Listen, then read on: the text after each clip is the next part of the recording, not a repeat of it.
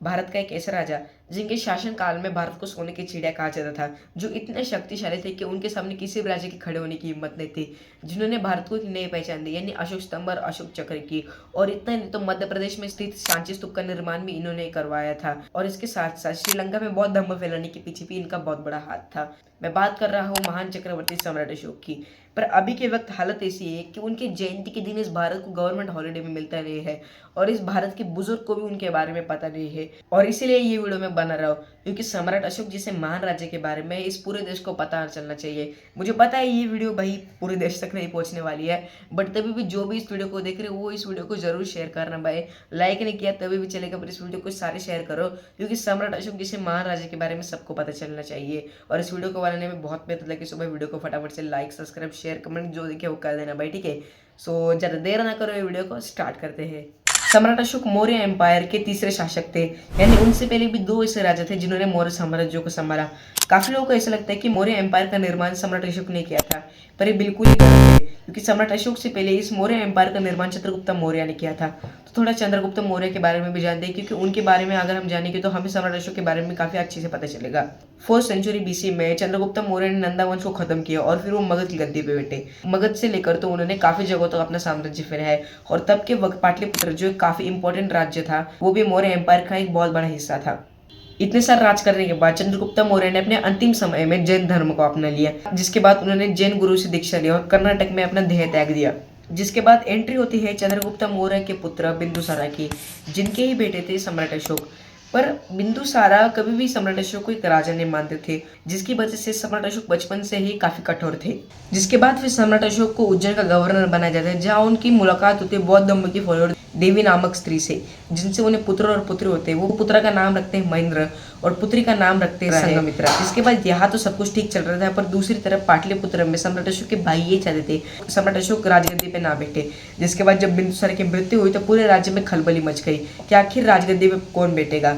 जिसके बाद एक कहानी भी सामने आती है, जो कहानी ये बताती है कि सम्राट अशोक ने राजगद्दी अपनाने के लिए अपने 99 भाइयों को मार डाला था, सिवाय अपने एक भाई को छोड़ के।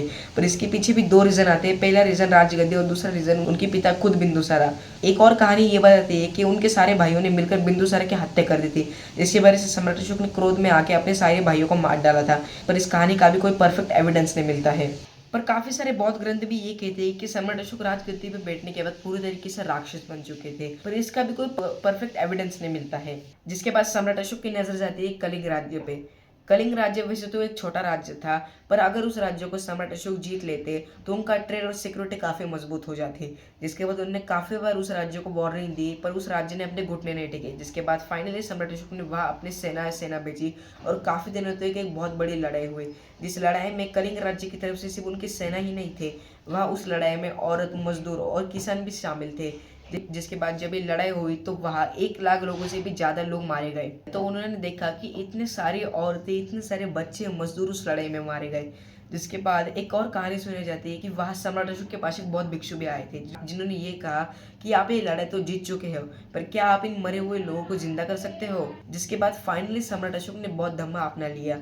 जिसके बाद सम्राट अशोक ने कुछ ऑफिसर्स भी रखे, जो ये देखते थे कि कहीं किसी पे अन्याय तो नहीं हो रहा है और कहीं कुछ बुरा तो नहीं हो रहा है, और सारे लोग शांति से यहाँ रह तो रहे हैं ना। उन्होंने काफी जगहों पर पेड़ लगाए, उन्होंने काफी सारे कुएं भी खुदवाए, और दुनिया में सबसे पहले ही उन्होंने ही पशुओं के लिए कानून बनाए हैं। जिसके बाद सम्राट अशोक ने बौद्ध धर्म के प्रति काफी सारे पिलर्स बनाए, जिसको नष्ट करने का प्रयत्न काफी लोगों ने किया, पर अभी तक वो टिके हुए हैं। जिसके बाद सम्राट अशोक ने अलग अलग देशों पे अपने लोगों और खुद अपने पुत्र और पुत्रियों को बौद्ध धर्म फैलाने के लिए दूसरे देशों में भेजा, और इसी प्रयत्न की वजह से अभी के वक्त श्रीलंका में कुछ लोग खुद को संघमित्रा और महेंद्र का आध्यात्मिक वंशज मानते हैं। ग्रीक और मिस्र के राजाओं के दरबारों में भी मौर्य साम्राज्य के लोगों का काफी अच्छे से स्वागत किया गया है, जो ये दिखाता है कि सम्राट अशोक का काफी अच्छा कनेक्शन था दूसरे देशों के साथ भी। पर सम्राट अशोक की मृत्यु के बाद मौर्य साम्राज्य पूरी तरीके से खत्म होने की कगार पे आ चुका था। देखिए, मौर्य साम्राज्य सम्राट अशोक के बाद इसलिए खत्म हो गया क्योंकि उन्हें एक अच्छा शासक नहीं मिला था, क्योंकि चंद्रगुप्त मौर्य, बिंदुसारा मौर्य, सम्राट अशोक मौर्य, यही 3 ऐसे राजा थे जो सबसे परफेक्ट राजा थे मौर्य साम्राज्य के लिए। सो यही स्टोरी है सम्राट अशोक की और मौर्य एम्पायर की। सो भाई ये वीडियो बनाते हुए मुझे बहुत ज़्यादा मेहनत लगी, ये वीडियो बनाने में मुझे बहुत ज़्यादा मेहनत लगी, क्योंकि बार बार स्टोरेज की प्रॉब्लम आ रही थी, क्योंकि जब से भाई मोबाइल अपडेट किया है तब से भाई स्टोरेज की प्रॉब्लम आ रही है भाई, ठीक है। बैटरी की भी प्रॉब्लम आ रही है, और भाई मैंने पता नहीं कितने कितने सारे वीडियो डिलीट किए और ये वीडियो किस तरह बनाए भाई, ठीक है। सो अभी सबसे ज़्यादा मुश्किल तो एडिटिंग में आने वाली है, क्योंकि भाई काफ़ी सारे इमेजेस भी डाउनलोड करने हैं भाई। सो प्लीज़ इस वीडियो को शेयर करो भाई, क्योंकि बहुत मेहनत लगी वीडियो बनाने में, और अशोक का इतिहास भी सबको पता चलना चाहिए भाई, ठीक है। सो वीडियो पसंद है, वीडियो को लाइक और सब्सक्राइब करना मत भूलना। सो बाय बाय गाइस।